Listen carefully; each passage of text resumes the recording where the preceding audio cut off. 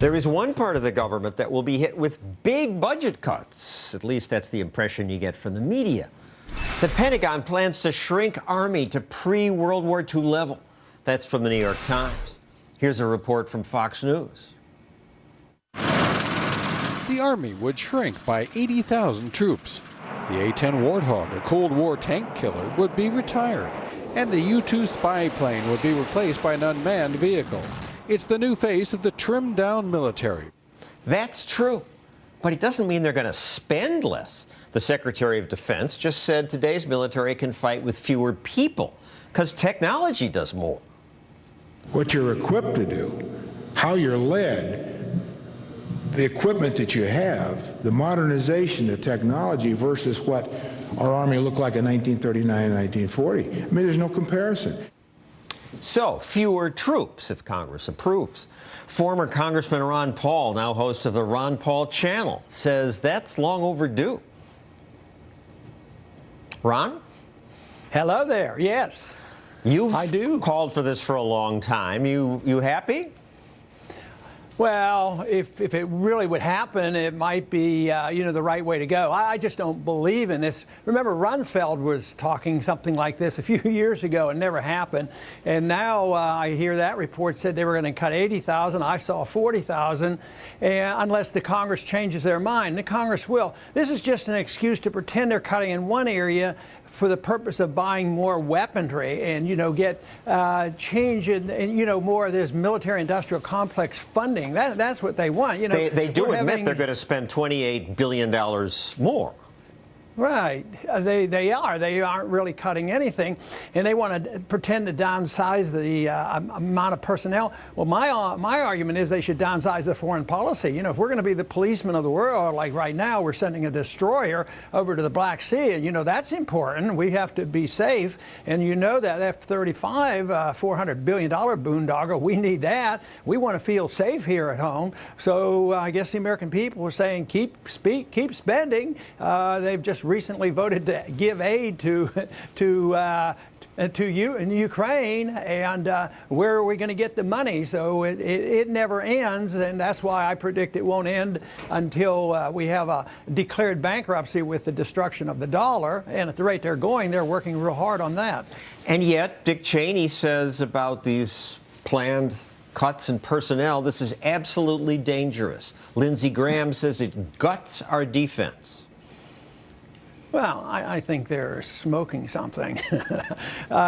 It's dangerous if we keep doing what we're doing. How can it be dangerous? Who's going to invade us? Who's going to lob missiles at us? In the 1960s, the Cold War was ongoing, and I was, drafted during the Cuban crisis. I think that was a lot different than now. We don't have that, but it looks like we're going abroad searching for monsters, to destroy and to fight and looking for our next battle, just so the budget would pass. Somebody said once to me many years ago, there will always be an incident about the time the budget comes up to make sure that nothing ever gets cut out of the military budget. So we have an incident going on. We've gone around and they have to scare us. How did they get us to the people to go along with a war they really shouldn't have gone along with Iraq? Was to scare everybody, intimidate everybody. We were about to be attacked. Saddam Hussein was on our doorstep. We were going to be hit by a nuclear weapon. So it's ongoing. What I can't quite understand is why do the people keep believing these stories? And I think people they're believing watch the news and they see these poor people in the Ukraine being run over, and they say, we should do something. Putin's this terrible guy. It's why we have to be big and strong. Well, what they need to do is not be so naive as to believe everything that they hear on the television. And that's been one of my goals, is try to neutralize this, as you do so often with your program, because you're rather unique in presenting this case in opposition to some of this spending.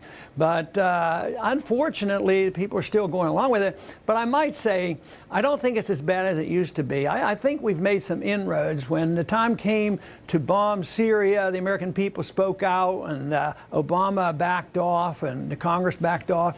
But then again, yelling and screaming by the warmongers, oh, he's a weak president. Well, you know what? When you stand up against these special interests who are always lobbying for more war, I would say that takes a little strength. So we need to stand up against these privileged groups who just want more spending, more war profits, more antagonism. You wrote recently, military spending is also welfare for the well-connected military-industrial complex.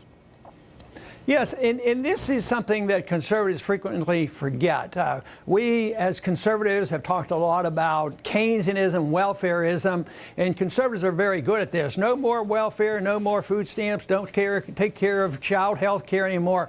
But it's sacred that you keep the military-industrial complex going, even on weapons you don't need. And I think the F-35 is a typical example of that. But that's Keynesianism. If you go around the country, you'll find out, well, you can't close this down. These are jobs. These are defense jobs. It's important. And it's also the reason the F-35 is being built in 46 different states. Yeah, that's amazing. So each state has a reason to fight for it. Thank you, Ron Paul. Thank you for being such a consistent voice for reason. Thank you, John.